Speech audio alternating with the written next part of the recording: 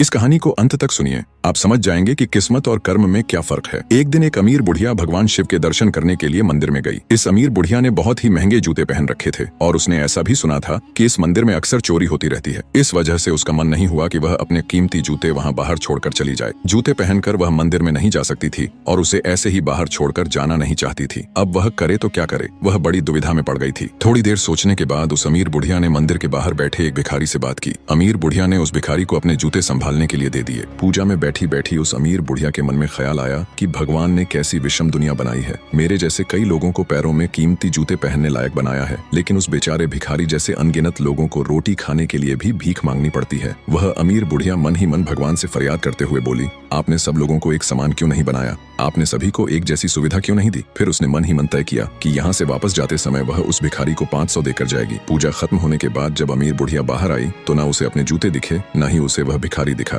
अमीर बुढ़िया को लगा कि भिखारी किसी काम से कहीं बाहर गया होगा, इसलिए थोड़ी देर तक उसने वहीं खड़े रहकर भिखारी का इंतजार किया। काफी देर तक इंतजार करने के बाद भी जब भिखारी वापस नहीं आया तो उस अमीर बुढ़िया को पता चल गया कि भिखारी उसे ठग कर चला गया है। दुखी होकर अमीर बुढ़िया नंगे पैर ही अपने घर की तरफ चल पड़ी। रास्ते में उस अमीर बुढ़िया ने देखा कि फुटपाथ पर एक जूते चप्पल बेचने वाला बैठा है। अमीर बुढ़िया एक जोड़ी चप्पल खरीदने के लिए उसके पास पहुंची। वहां पहुंचते ही उसकी नजर अपने जूते जैसे ही जूते पर पड़ी। अमीर बुढ़िया पहचान गई कि ये उसी के जूते हैं। पूछने पर बेचने वाले ने पहले मना किया, लेकिन बार बार पूछने पर और दबाव देने पर उसने माना कि ये जूते उसे एक भिखारी 500 में दे गया है। अमीर बुढ़िया बिना जूतों के ही चली गई। उसे भगवान से की गई अपनी फरियाद का जवाब मिल चुका था। भगवान ने उस भिखारी की तकदीर में 500 लिखे ही थे, लेकिन कैसे कर्म करके उन्हें लेना है ये उस भिखारी के हाथ में था। अगर वह चोरी ना भी करता फिर भी उसे 500 मिलने वाले थे। शायद उसके ऐसे ही बुरे कर्मों की वजह से आज वह एक भिखारी था।